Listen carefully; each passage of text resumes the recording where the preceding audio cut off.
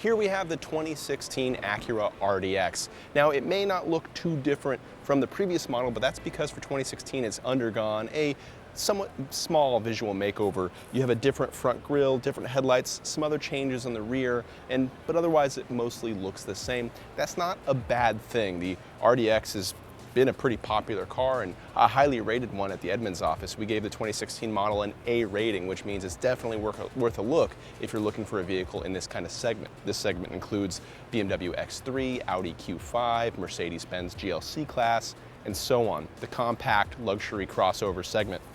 Now, the RDX uses a 3.5-liter V6 that makes around 280 horsepower, 250 pound-feet of torque or so. Now, towards the rear, you can see the new taillights that they put on the back. Move the white part to the outside, which kind of makes a nice little difference. We also have a power-operated liftgate, if I can control it. There it is. Doesn't take too long to open, but it's really helpful when you have an armload of groceries and stuff. Now, the seats in the back, you can drop pulling these levers, which again is helpful. But let's take a look inside now.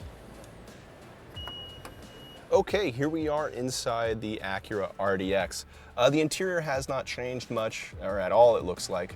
At least the gauge cluster has not changed significantly over previous models.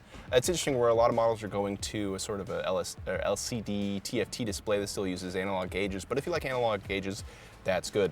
Now, the interior trim has seen some minor updates. You get some changes around these materials and so on, enough to make it look premium and upscale. There is an optional touchscreen interface, which this floor model does not have. You still have good old-fashioned buttons here, which I know some people will appreciate.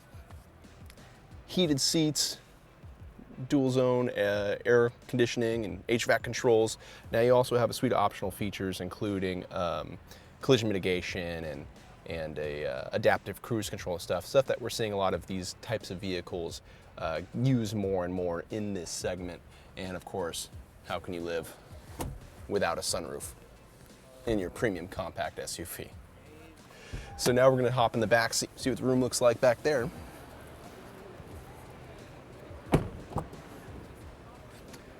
Here's the back seat. Let's see if we can get a better shot because of the lighting. Three seats in the back. It is a 2-row SUV. Now, in this model, it is kind of dark in here, so it's tough to see, but you have rear vents, but no rear controls. Those might be optional. But the seat space is pretty good for someone of my size. I'm about 5'10", and I can fit back here without my knees touching the seat in front of me, and my head is not brushing the roof. Switching to the center, the sunroof is not panoramic. It doesn't go all the way back. We're seeing that in a few more models in this segment. A panoramic sunroof is a nice thing if you're often carrying people in the back, and if, of course, you are because you're buying an SUV.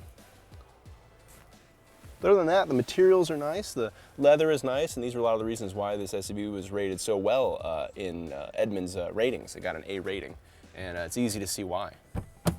To read more about this vehicle, including its A rating, go to edmunds.com.